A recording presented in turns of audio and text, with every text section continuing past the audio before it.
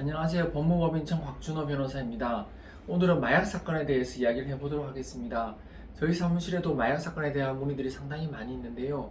마약 사건이라고 한다면은 첫 번째, 마약을 사는 경우 또는 파는 경우가 있을 것이고, 두 번째로는 마약을 투약하는 경우가 있을 것입니다. 그래서 마약을 단지 투약만 하는 경우는 속칭 단투라고 해가지고 비교적 형량이 가볍지만, 마약의 투약에 있어서는 가장 중요시하는 부분이 재발할 것인지에 대한 부분으로 이어지게 됩니다. 마약이라는 것은 아시다시피 중독성이 있고 처음에 접하기가 어렵지만 한번 접하게 된다면 두 번, 세 번 이어지는 것은 비교적 쉽다고 할 것입니다. 따라서 단순한 투약 사건의 경우에 있어서는 마약을 다시는 하지 않겠다는 부분에 대한 강조를 하는 것이 중요하며, 재판부로 하여금 이 피고인이 다시는 마약을 하지 않겠다는 것을 어떻게 설득하느냐, 이 부분이 결국 변호사의 역량에 달린 부분이라고 할 것입니다. 그렇다면 나머지 부분 사건들, 즉 마약을 판매한다거나 또는 마약을 산다거나 또는 마약을 전달한다거나 하는 부분들에 다양한 문제점이 있을 수 있습니다. 특히 마약을 해외에서 들여오는 경우 상당히 형량이 높은 것이 당연한데요. 여기에 대해서는 차차 논의하기로 하고, 우선은 마약의 투약 부분에 대해서 이번 영상에서는 조금 더 말씀을 드리도록 하겠습니다.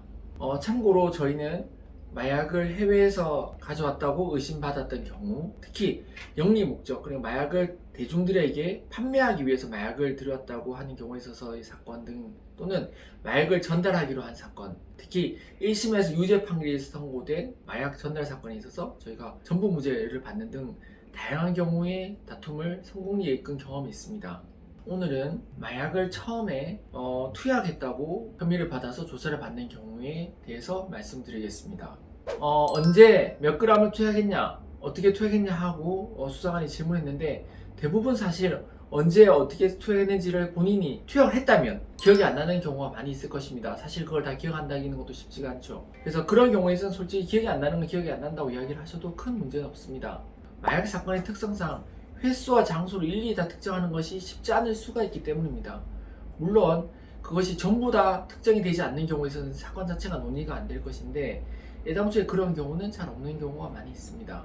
그리고 마약 투약으로 인해서 이렇게 문제가 되는 경우에 있어서는 흔히 수사관이 아무 근거 없이 혐의점을 잡지는 않습니다. 어느 정도 근거가 있어야 되는데요. 그런 근거는 대부분 다른 사람이 저 사람도 같이 마약 투약을 했다 는 것으로 수사협조, 공적을 통해서 이야기하는 경우가 많이 있습니다. 속칭 내려놓는다고 하죠. 그래서 다른 사람이 나를 내려놔서 문제가 되는 경우가 대부분이죠. 그렇다면 상대방이 나에 대해서 어느 정도 이야기를 했다고 한다면 거기에 대해서 전면적으로 부인하는 것에 대해서 어느 정도 가능할지도 냉철하게 면밀하게 검토할 필요성이 있습니다.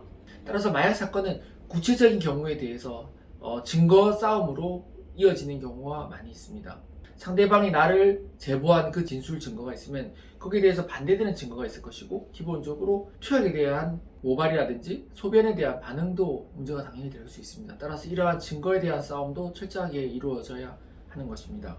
다만 투약하시는 분들도 자신이 하는 것 자체를 숨기는 것도 문제가 되지만, 수사기관에서 혐의점을 가지고 압박 질문에 본인이 하지 않은 것까지도 인정하는 것이 과연 맞는지도 생각을 해보셔야 됩니다. 당장은 그것이 심리적으로나 여러가지 육체적으로나 압박적인 진술에 버티는 것이 힘들다 하더라도, 그것이 쉽게 인정이 돼버리면 나중에 재판에서 그것을 다시금 뒤집어서 그때 진술이 잘못됐다거나 물어보는 것에 그냥 너무 심신이 힘들어서 인정하는 것이다, 따라서 뒤집겠다, 이렇게 말하는 것이 쉬운 것은 아니기 때문입니다. 물론 이론적으로는 경찰 조사에 대해서는 진술을 부인하면은 그 자체 진술을 재판부에서 그 진술 내용을 보지 못하게, 즉 사경 진술은 못 보게 하는 것도 가능은 합니다만은 서도 그건 이론적인 부분이고, 어떻게든지 그런 진술을 하게 되면은 그런 진술들이 향후 검찰 조사라든지 재판 과정에 전부 다 녹아있게 됩니다. 앞서 말씀드린 것처럼 기억나지 않는 부분에 대해서 무조건 부인하는 것이 맞는 것인지, 기억나지 않는다고 그것이 부인한다고 했을 때 그게 나한테 불리하게 작용하는 것이 아닌지에 대해서 항상 걱정을 할 수밖에 없습니다. 하지만 기억나지 않는다는 것을 무조건 인정하는 것도 바람직한지 생각해봐야 된다고 거듭 말씀드립니다. 물론 일반적인 사건에 있어서는 내가 기억이 나지 않는다는 말은 곧 수사기관이 질문하는 것이 맞다는 것과 어느 정도 동의어라고 봐도 된다고 저희는 말씀드립니다. 하지만 마약 사건은 조금 다른 것이 이것이 증거라 이런 부분으로 상당히 판단되는 부분이 많기 때문입니다. 따라서 무조건 수사기관이 부인을 한다고 해서 수사기관이 나에 대한 형량을 세게 할 것이냐 또는 무조건 구속으로 이어지냐 하는 것도 아니기 때문에 면밀한 개별적인 검토가 필요합니다. 예를 들면 수사기관에서 어떤 혐의점이 있는데 거기에 대해서 물어보지 않고 넘어갈 수는 없기 때문입니다. 어떤 혐의점이 있는데 어떤 사람이 나를 제보를 했을 때, 즉 내려놨을 때 거기에 대한 그 진술이 10개가지가 있다 하면은 수사기관에 있어서는 그 10가지 뿐만이 아니라 의심되는 다른 13가지, 14가지 또는 15가지의 정황들에 대해서도 물어볼 수밖에 없고 향사건, 즉 마약 사건에 있어서 전과가 있다면 더더욱 그렇게 될 수밖에 없습니다. 그건 수사기관에서 본인의 역할을 하는 것이지 특별히 어떤 사람을 나쁘게 본다거나 특별히 어떤 사람에 대해서 감정을 싣고 하는 것은 아닙니다.